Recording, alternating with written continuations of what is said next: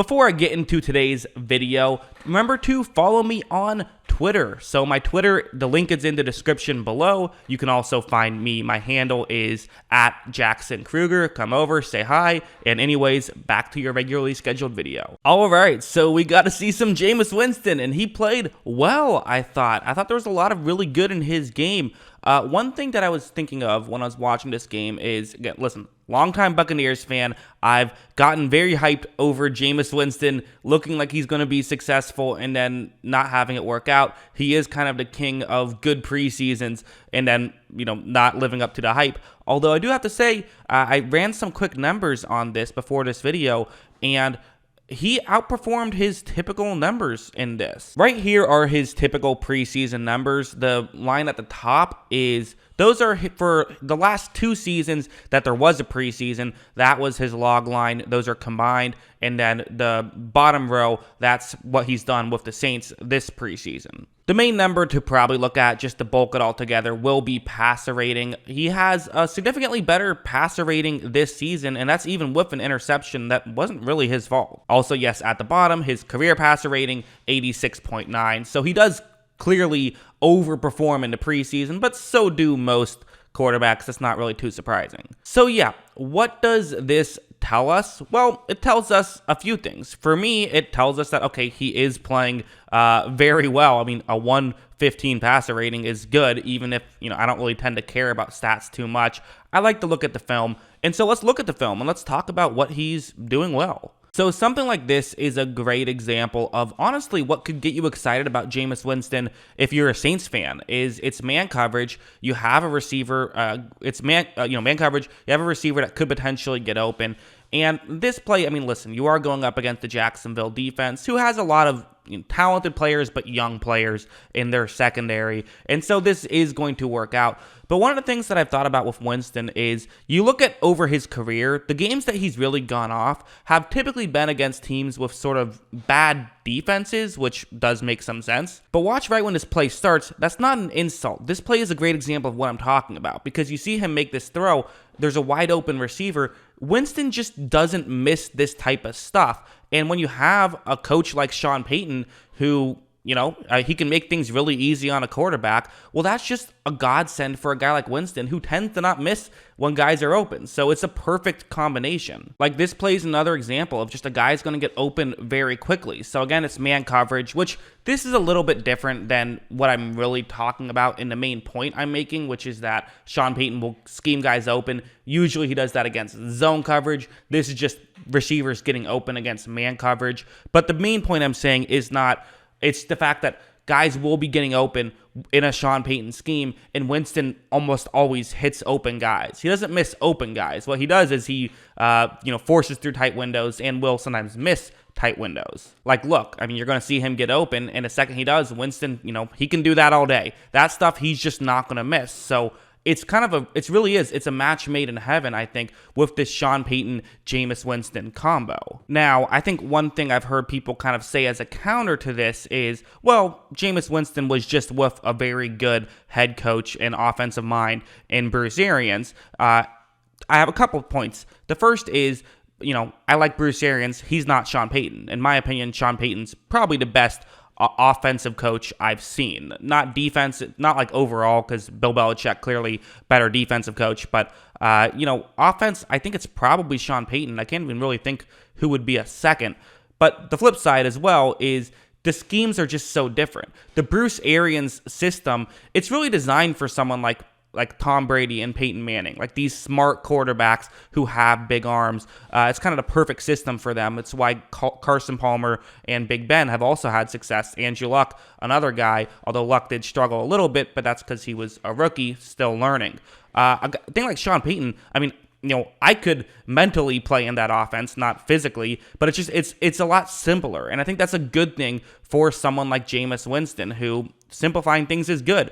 Getting guys open underneath is going to be better for him. And one thing that's fascinating is, this is something I talked about a lot this preseason and this offseason, is that if Jameis Winston is the starter, people keep saying, well, now the deep ball will be a part of the game.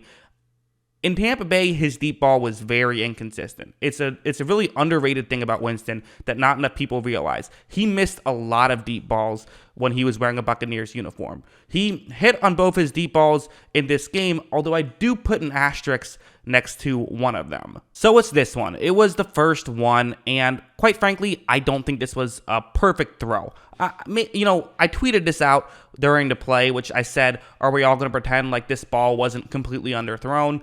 And I was probably a bit too harsh with my wordage. I think I actually said wasn't horribly underthrown, which that's not the case. It wasn't horribly underthrown, and underthrown itself might even have been the wrong word. But watch exactly what I'm talking about. So it's zone coverage. There appears to be two safeties deep, although it might have actually been a corner getting into the play. I think that I can't exactly tell if this was quarters or if this was cover 3 and a corner just got into the play, but watch what happens. So Winston takes a snap, fakes the handoff. He is going to throw this one deep, and he throws it, it's a bullet. It's a laser. He's not putting too much air under it.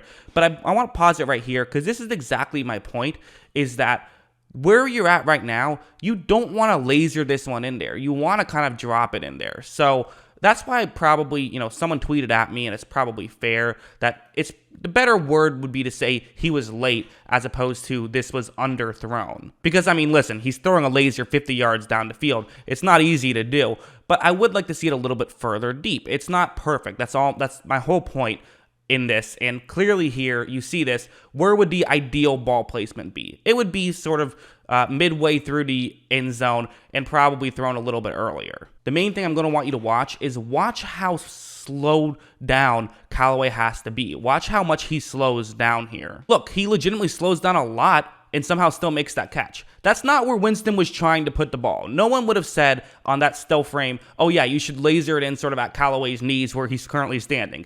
It worked out, but if Tyson Campbell, the rookie corner who was over there, gets his head turned around, which would have been a tough play, that is an interception. It wasn't a perfect play, but you still got the completion. So I'm not mad at him for the throw, but it was nowhere near as good as the next one. Like this one. This one was legitimately awesome. And again, I think that the last throw wasn't a great throw. People in the comments are going to say it was a perfect throw. Fine, we disagree, whatever. We don't need to get into a whole discussion about it because I'm tired of arguing with people on Twitter about these little individual details.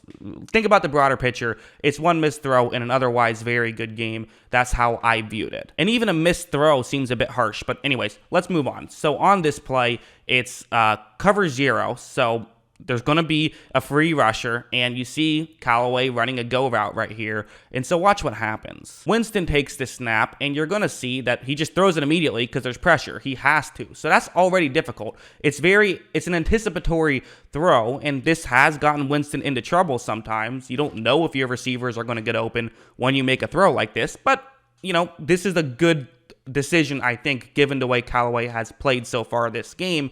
Give him a chance, why not? You also see where Callaway is right now. He's open, but he's not wide open by any means. This is going to have to be a perfect throw, and watch what happens. Look, that's just a thing of beauty right there. That's just perfect. It's a touchdown. Cannot ask for anything better. So Callaway, I could have made a video about him. He was awesome. I had to look up who he was. 2020 not first round pick, undrafted free agent who has now come out and played really well. So give him some credit. For a team that's really looking like they're lacking in the wide receiving department, he might be a legit wide receiver 1, which is honestly pretty crazy to think about when he's a guy who has just over 300 career snaps, only 213 career yards. Now he's a wide receiver 1, maybe, but if he plays like that, he certainly will be. So yeah, that's my general thought on how Jameis Winston played. He was good. I thought he was nearly perfect. Even the small things do feel a little bit nitpicky. They weren't horrible by any means. And the great things were great. I think this could end up being a match made in heaven. There is that kind of thought though, right, of is he going to start? We don't know if he's going to start, right? Because we have Taysom Hill, who could potentially still be the starter. And I could see if Sean Payton saw that one deep ball the same way I did and said, he kind of underthrew that, then maybe he doesn't view the performance the same way some of the fans are viewing it, because he did have a great stat line, but obviously you're going to pay more attention to the tape. And the tape was still good in my opinion. To me, I felt this way from the beginning. Winston should start, but Sean Payton loves Taysom Hill, and he wants to give Taysom Hill a shot, and so it still might be Hill, even though for me, I think it's clear who the starter should be.